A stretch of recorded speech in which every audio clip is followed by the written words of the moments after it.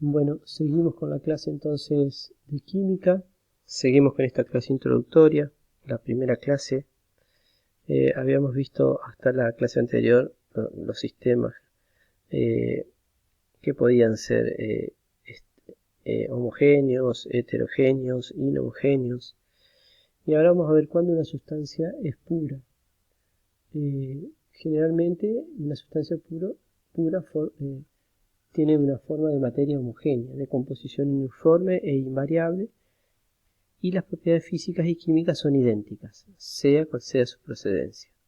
Dentro de las sustancias puras tenemos los elementos y los compuestos. Las sustancias puras, como dice acá, se identifican por sus propiedades características, que puede ser la densidad, el punto de fusión, el punto de ebullición.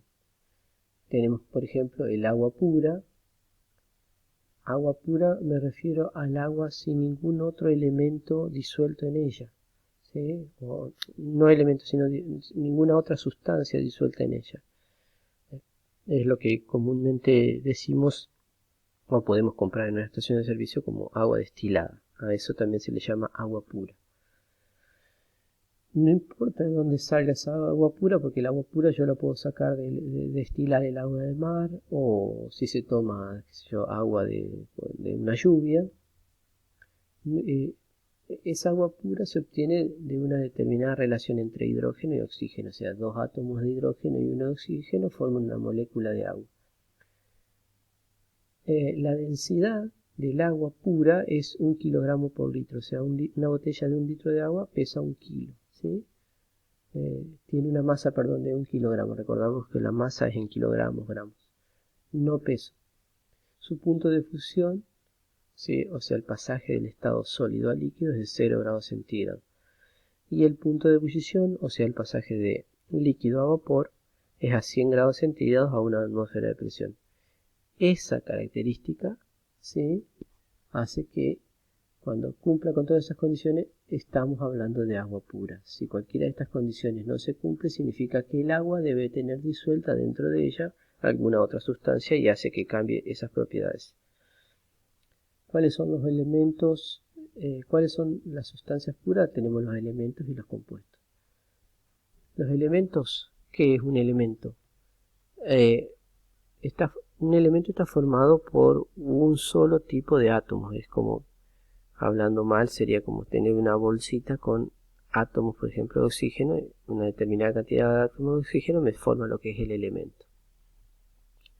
Y un elemento no se puede dividir en sustancias más pequeñas. O sea, un átomo de oxígeno no lo puedo romper en partículas más pequeñas.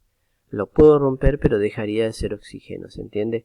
Así que para que sea un elemento es la forma más pequeña en la que puedo encontrar, ¿sí? Un átomo sería, un grupo de átomos sería un elemento. Actualmente, y esto está en las tablas periódicas más actuales, se encuentran o se conocen 121 elementos. Este número no significa que sea un número que permanece constante en el tiempo a medida que van pasando los años y que por lo general la tecnología va aumentando. Se han ido conociendo distintos elementos en estos últimos 30 años. Fácilmente se han conocido unos 20 elementos más de lo que son de los que se conocía hace 30 años atrás. De esos 121 elementos, unos 86 aproximadamente se encuentran en forma natural, o sea, están en la corteza terrestre o en la Tierra. El resto de los elementos se los ha obtenido en forma artificial en los laboratorios. ¿Dónde se encuentran los elementos? Todos los elementos conocidos se encuentran en la tabla periódica de los elementos, que no es otra cosa que un resumen de todos los elementos conocidos y de sus propiedades. ¿Qué es un compuesto químico? Es una sustancia formada por dos o más elementos, ¿sí?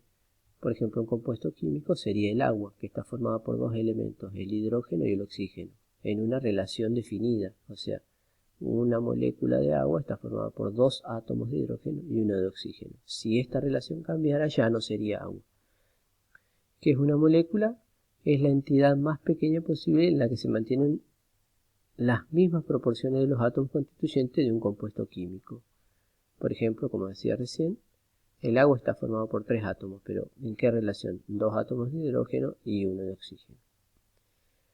No significa que el agua sea la única molécula, sino acá tenemos otro ejemplo, por ejemplo la gamma globulina, que es una proteína que está en la sangre, está formada por aproximadamente 20.000 átomos, ¿sí? En una determinada combinación, y esos 20.000 átomos son de 4 tipos nada más. Tenemos carbono, hidrógeno, oxígeno y nitrógeno. Como verán, ahí tenemos ejemplos de distintos tamaños de moléculas. ¿Qué son los símbolos? Los símbolos, como dice acá, son abreviaciones que se usan para identificar los elementos.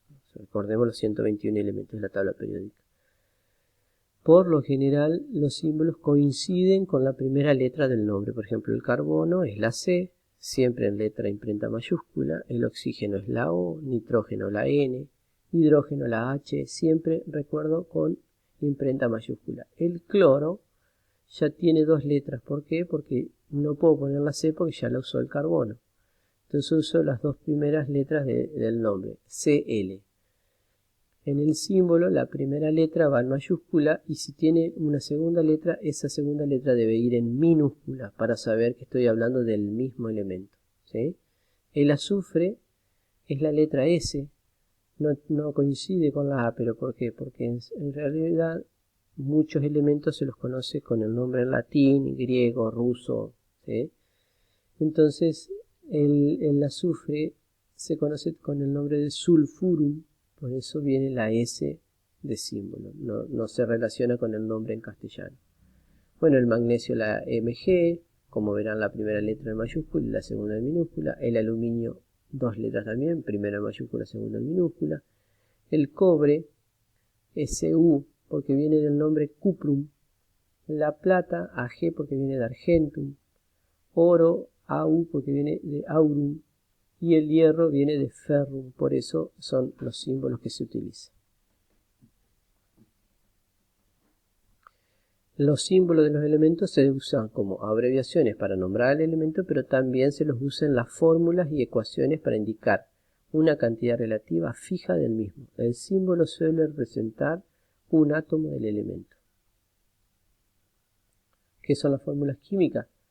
Son representaciones abreviadas de un compuesto y expresan los distintos átomos que la componen. Por ejemplo, el agua, ¿cuál es la fórmula química? H2O. A partir de ella se puede determinar los elementos que forman esa fórmula química, el número de átomos que contiene, ¿sí? Por ejemplo, en el caso del agua, H2O. Los elementos que tiene son hidrógeno y oxígeno. El número de cada tipo tenemos 2 átomos de hidrógeno y 1 oxígeno por cada molécula.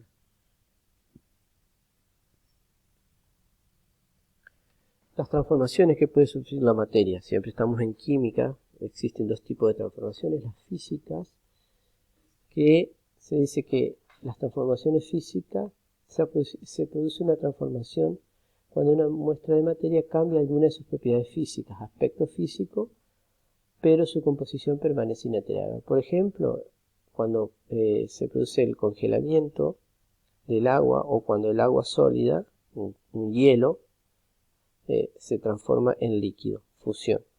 Eso sería una transformación física, o sea, el agua lo único que cambió fue el estado de agregación, pasó de sólido a líquido o por ejemplo de líquido a vapor, pero siempre sigue siendo agua. Hay una transformación física ahí, no química.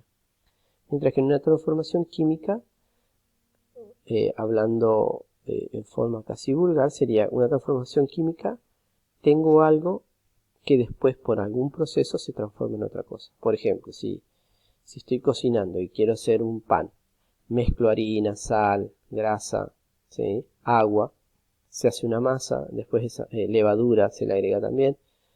Después de un determinado tiempo que actúe la levadura es un microorganismo que va consumiendo